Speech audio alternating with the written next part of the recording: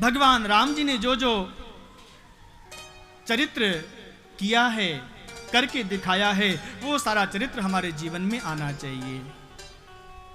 यदि हमारे जीवन में कृष्ण भगवान की भक्ति चाहिए तो सबसे पहले मुझे राम जी की तरह जीवन यापन करना पड़ेगा, क्योंकि श्रीमद् भागवत महापुराण में कृष्ण भगवान के जन्म से पहले राम जी का जन्म होता है।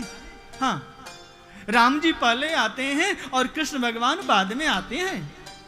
अर्थात जब हमारे जीवन में राम जी जैसा स्वभाव होगा, राम जी जैसी मर्यादा होगी, सीता जी जैसा हमारा जीवन होगा। एक सासू माँ कैसी होनी चाहिए? कौशल्या अम्बा जैसी। बहू कैसी होनी चाहिए? सीता जी की तरह होना चाहिए। देवर कैसा होना चाहिए? लखन लाल की तरह होना चाहिए, भरत जी की तरह होना चाहिए। भाई कैसा होना चाहिए? भरत जैसा भाई होना चाहिए, लक्ष्मण जैसा भाई होना चाहिए। पिता कैसा होना चाहिए? दशरथ जी जैसा पिता होना चाहिए।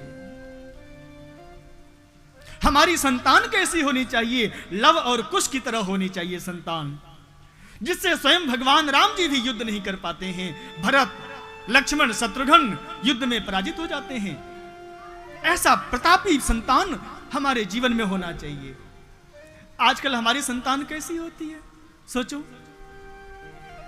जन्म लिया नहीं बेटे ने, संतान ने, उसको वो टीका लगवाते हैं ना, कहीं इसका पैर न मुड़ जाए, हाथ न मुड़ जाए। क्यों भाई? इसका मतलब जिस मां की कोख से संतान ने जन्म लिया है वह मां बहुत कमजोर है। यदि मां सजग होगी, सबल होगी, तो कभी उसके संतान को टीका की आवश्यकता नहीं पड़ती है।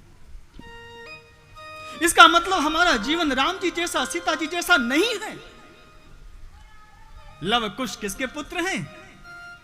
सीता राम जी के पुत्र हैं। लव कुश जैसी संतान यदि चाहिए तो हमारा जीवन कैसा होना चाहिए? सीता जी की तरह, राम जी की तरह होना चाहिए प्यारे।